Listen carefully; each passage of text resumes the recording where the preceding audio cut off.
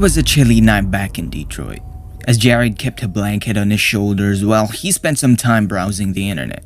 He had woken up really early from the cold and couldn't quite fall back to sleep. So he had gotten up and started looking at things to pass the time. With the pandemic still raging, yet slowly dying down, life had gotten quite boring, revolving around him checking the same 5 websites in an endless cycle. He went from one to the other to the next, hoping some of his content creators would have posted something new by that time. I wonder when we'll be able to meet again, he thought to himself, thinking of his girlfriend Tanya, just a few cities away. They haven't been able to meet for months now, ever since stuff got so serious and travel was dissuaded. After all, he still lived with his parents while studying, and they had taken in his grandma when things started to become difficult for her. She was the sweetest angel, and the thought of losing her, even if it was only merely a chance, terrified him endlessly, enough that his girlfriend understood and accepted his decision. Regardless, she wasn't going to wake up any moment soon. The blue light of his monitor was illuminating his sickly face, appearing much thinner than in 2019, when he was still eating and exercising properly. He had a couple of open windows on his computer, one for the browser where he was checking his internet feed, so to speak, the other being the Zoom application intended for video calling, since it opened up on startup. On his list of contacts, Tanya was the top one, as they always talked and chatted the most, and the other ones just being friends and teachers from school. Her name was followed by a red dot, meaning she was offline. But just as he was scrolling through YouTube, it turned green. He checked the time, and it was still about 5:11 a.m. So he couldn't tell why Tanya had woken up this early. His young brain, in the last year of his teens, as he had just turned 19 last week, briefly wondered if she was being unfaithful to him, waking up at set showers of the night to talk with other boys. His suspicions weren't long-lived as soon as she called him. Yet, without bothering to say even hi or simple good morning, the tune of the Zoom call played for a bit as he found his earbuds, since he didn't want to bother the rest of his family, still sleeping. Plugging them in, he picked up the call. "Jared? Oh God, I hoped you'd be awake," she said in a distressed voice. "Babe, what's up? Are you okay?" It's probably stupid. It's just that I felt a hand brushing against my foot as I slept. It was so real that I'm still a bit shaken. Can you keep me company?" she whined, audibly shaken from fear. Sure," replied Jared, feeling somewhat relieved that such was the reason she had woken up so early, feeling bad for having doubted her to begin with. They started talking, but she just couldn't seem to forget the reason she had woken up for. The window of the call was square, a big red button to hang up at the bottom center. Inside of it, Tanya was seen. In that image, somewhat grainy when filtered through her poor camera and slow net connection. She was sitting down, her dark, curly hair somewhat messy, and was still in her pajamas. Yet Jared found it really cute regardless. "You know," she started saying, I just can't shake the feeling of being watched lately. It's like wherever I go, there's something in the shadows waiting to get me." "Babe, are you sure it's not just paranoia?" Jared asked, hoping to calm her down. "I don't know, Jay. It's sort of recent. It all started when our creepy neighbor died. We always thought he was weird, but even after he died, I really couldn't manage to relax, you know? You'd think I feel better without that giant dude looking at me wherever I walk." "Yeah, he was a creep," echoed Jared, admitting he had felt unsettled when learning about the guy at first. I feel cold," whispered Tanya, crossing her arms to grasp both of her shoulders to try and warm up. Jared stared at the screen as his girlfriend shivered, the shadows in her camera, blurry and in poor quality, soon assembled into taking the shape of a head, two bright blue dots for eyes in the otherwise empty sockets, a big, thin smile widening from ear to ear. It floated just an inch away from Tanya's shoulder, causing Jared to freeze from fear.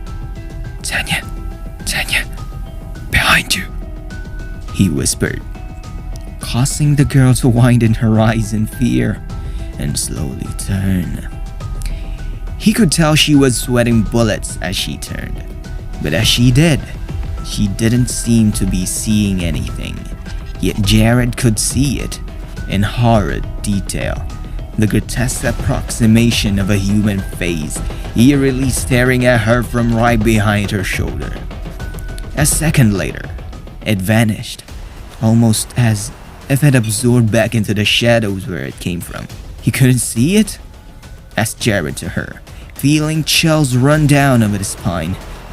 See what?" she asked while turning to face him again, almost as if talking about it summoned the foul thing once again. From the blankets of nothingness shrouding Tanya's entire room, the shape of a hand creeped closer towards her, dry fingers having round, knotty joints, skin bent out of shape to resemble claws made out of darkness.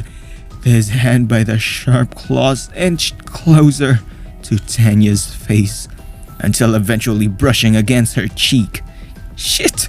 she shrieked loudly, turning her head towards the direction in which she'd felt the frigid touch of their hand, confirming Jared's fears. "Tanya!" Jared screamed. "You need to turn on the lights. He's coming from the shadow."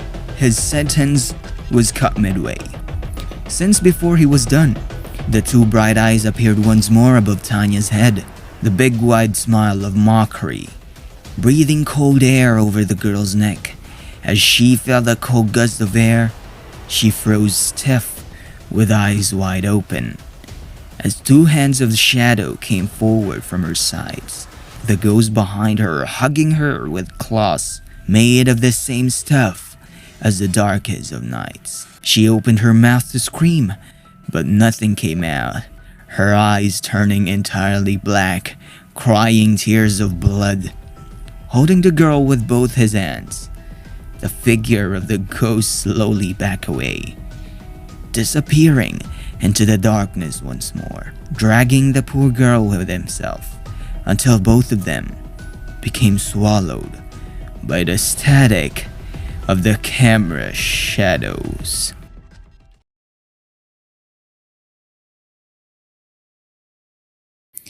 It was an evening like many more, with the sun growing orange as it hid behind the green leaves of far trees, and the air began to chill.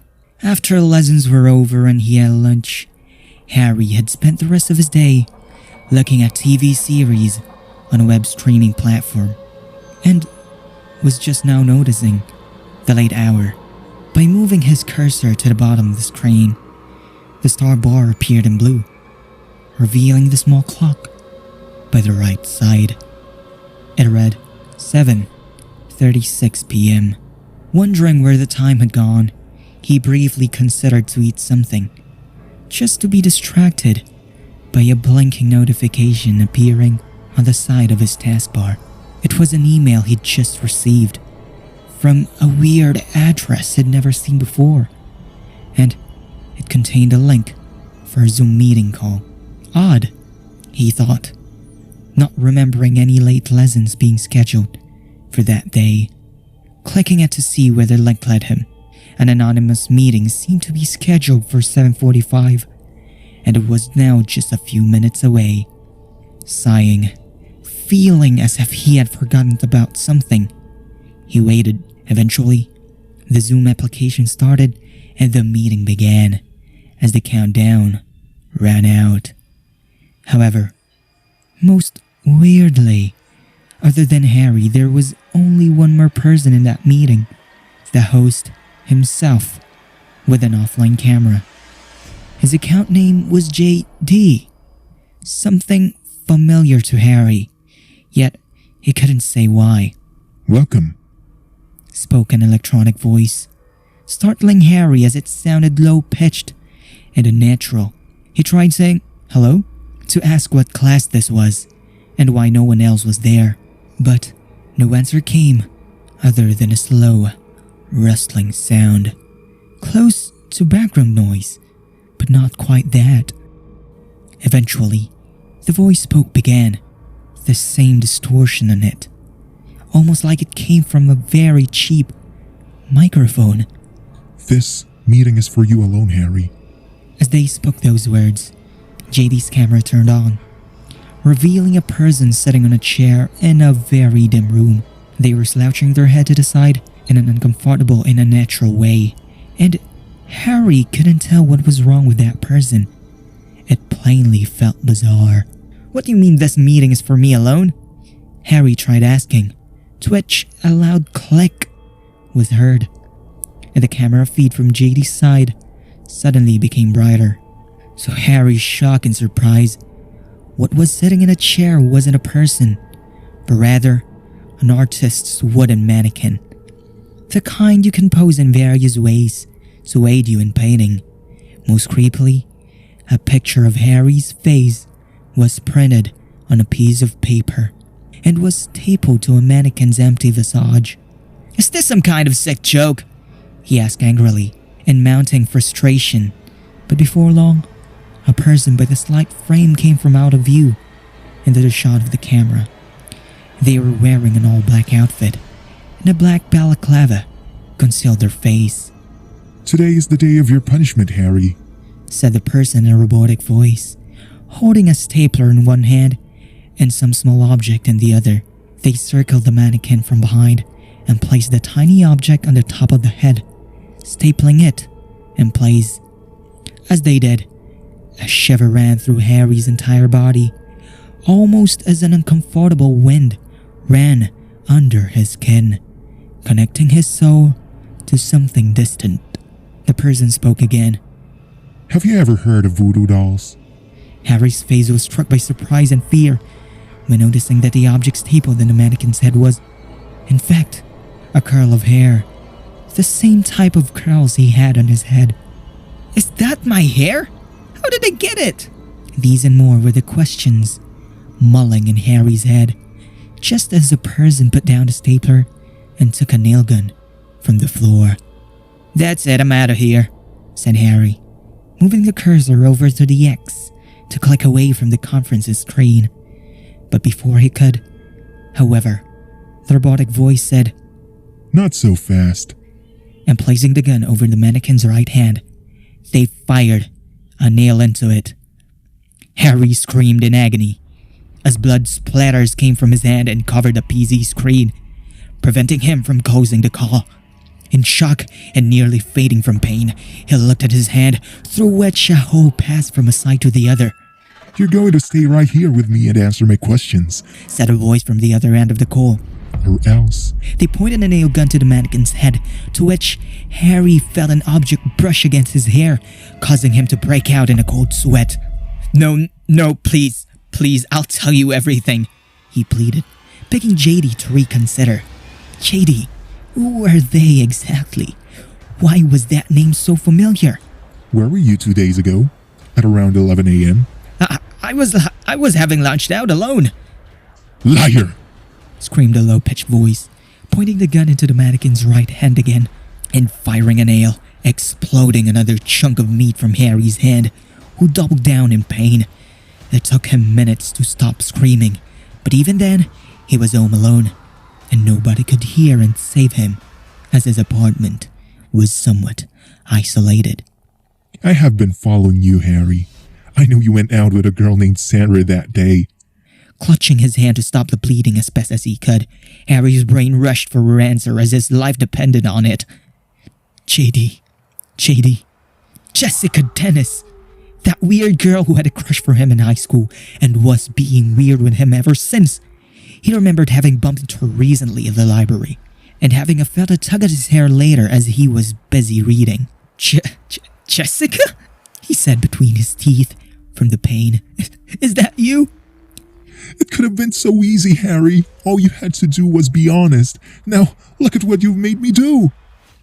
After saying that, the person took their balaclava off, revealing they were, in fact, Jessica, with her brown short hair. And after that, the voice filter she applied to her voice disappeared as well. She spoke again. "It's fine. There's no more need to hide my identity now. It could have been so easy, Harry. All you had to do was not cheat on me, and you would have been okay." "You were never my girlfriend!" screamed Harry in pure anger. But to no avail, as Jessica seemed lost in thought, clutching her head with both hands, while still holding the nail gun. "It could have been all so easy, but you had to make me do it. They'll find her in just a few days, buried in the back of her own garden." Harry's eyes filled with tears as he screamed once again, understanding her words. "What? What did you do to Sandra?" "It's fine, Harry. I made it so we will be together from now on." Jessica pointed the nail gun to the mannequin's chest, firing into the heart. Harry's vision blurred as the hole pushed through his ribcage and into the beating muscle within, as blood began copiously pouring over his shirt. As his vision blurred and he was fading from the quick loss of blood, he saw Jessica pointing the gun to her head, hearing one last clack as another nail was being fired. His entire body turning cold, his consciousness faded, and he passed away. The call still running in the background, with that creepy, cursed mannequin being all that was left of them both. If you like these scary stories, remember to like, share, comment, and subscribe. Anyway, you won't be escaping from the fear zone.